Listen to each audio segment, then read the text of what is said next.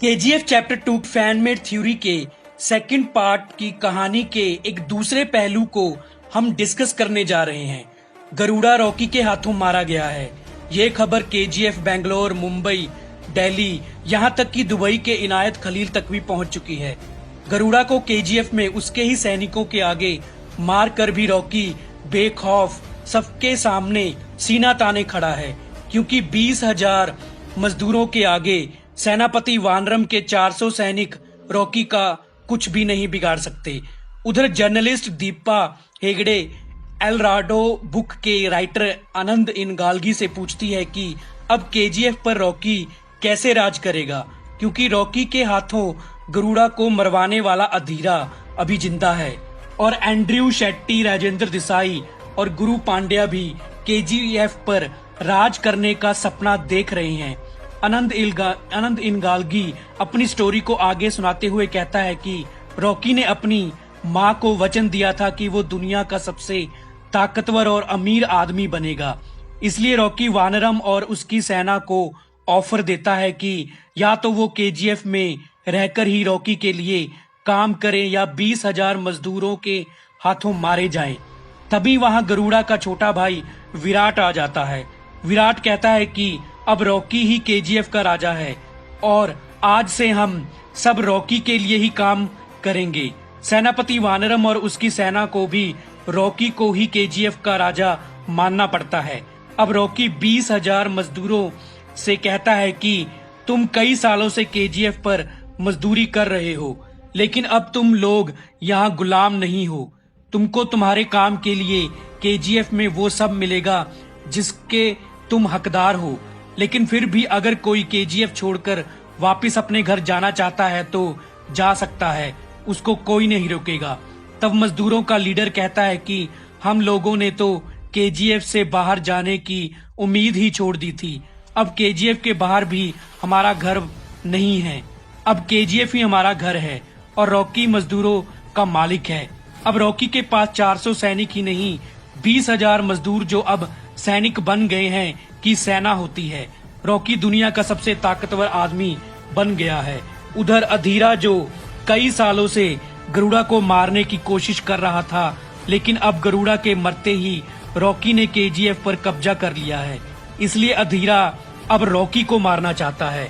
Rocky Andrew Shetty, Rajendra Desai और गुरु पांड्यन को भी एक ऑफर देता है कि या तो वो रॉकी के लिए काम करे या रॉकी उन सबको मार देगा। अब क्योंकि रॉकी के चाहने वाले ज्यादा थे, इसलिए कोई भी रॉकी से दुश्मनी मोल नहीं लेना चाहता था। इसलिए एंड्रयू शेट्टी, राजेंद्र देसाई और गुरु पांड्या भी रॉकी के लिए ही काम करने लग जाते हैं। जो कोई भी रॉकी के खिलाफ खड़ा होता है, रॉकी उसको मार देता है।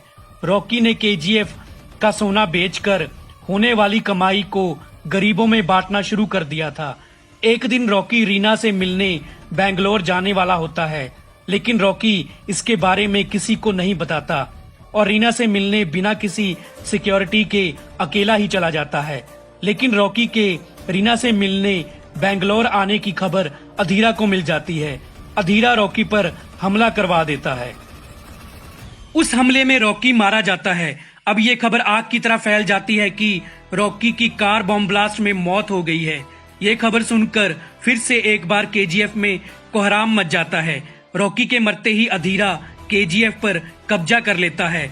असल में रॉकी के अकेले रीना से बेंगलोर मिलने जाने की खबर विराट ने ही अधीरा को दी थी। विराट कब से केजीएफ में रहकर इस मौके का इंतजार कर रहा था, लेकिन अधीरा और विराट ये नहीं जानते कि रॉकी को उनके इस प्लान के बारे में पहले से ही पता चल गया था। इसलिए रॉकी उस हमले में मरा नहीं, बच गया था। जब अधीरा और विराट केजीएफ में रॉकी के मरने का जश्न मना रहे होते हैं, तभी वहां रॉकी आ जाता है। रॉकी को जिंदा देखकर वो दोनों हैरान हो जाते हैं, जबकि केजीएफ के मजदूर रॉकी को जिंदा देखकर खुश हो जाते हैं। विराट और अधीरा केजीएफ से भागने की कोशिश करते हैं, लेकिन रॉकी विराट को पकड़ लेता है और मार देता है, लेकिन अधीरा केजीएफ से भाग जाता है। उधर रमिका सेन प्राइम मिनिस्टर बन जाती है। सत्ता में आते ही वो केजीएफ और रॉकी के खिलाफ सबूत इकट्ठे करने लग जाती है। कमल जो शुरू से ही रॉकी का दुश्मन है और रीना से शादी करना चाहता है। रमिका सेन को केजीएफ और रॉकी के राज के बारे में सब कुछ बता देता है। अधीरा जानता है कि रॉकी को अकेले नहीं मारा जा सकता, इसलिए अधीरा दुबई के इनायत खलील से इनायत खलील से कहता है कि रॉकी को मारने के लिए उनको एक प्लान बनाना होगा। अधीरा शेट्टी, एंड्रयू, गुरु पांड्या को भी अपने इस प्लान में शामिल कर लेता है, लेकिन वो राजेंद्र देसाई को रॉकी के खिलाफ तैयार नहीं कर पाता, क्योंकि राजेंद्र देसाई अपनी बेटी रीना देसाई के रॉकी से प्यार करने के कारण रॉकी को मारना नहीं चाहता। सबसे पहले अधीरा कमल के हाथों रीना को किडनैप करवाता है और फिर राजेंद्र देसाई से कहता है कि वो रॉकी को बताए कि कमल ने रीना का किडनैप कर लिया है और बदले में वो रॉकी को अकेले में मिलना चाहता है। अधीरा फिर राजेंद्र देसाई को भी मार देता है। अब रॉकी रीना को कमल से बचाने अकेला ही केजीएफ से निकल पड़ता है। रॉकी के केजीएफ से निकलते ही इनायत खलील अपनी सेना लेकर केजीएफ पहुंचता है। इनायत खलील अपनी सेना के साथ केजीएफ पर हमला करता है और फिर केजीएफ के सैनिकों और सेनापति वानरम को भी मार देता है। फिर इनायत खलील केजीएफ के बाहर चारों तरफ बॉम्ब बिछा देता है।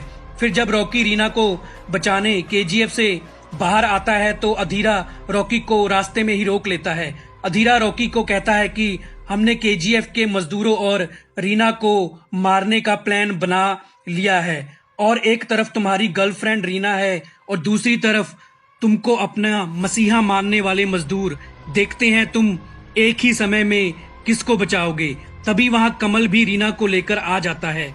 तब रॉकी कहता है कि मुझे तुम लोगों के प्लान के बारे में पहले से ही पता था, इसलिए मैंने पहले ही केजीएफ के मजदूरों को एक सेफ जगह पहुंचा दिया था और वानरम को तो मरना ही था, क्योंकि कई सालों तक उसने बेकसूर मजदूरों को मारा था।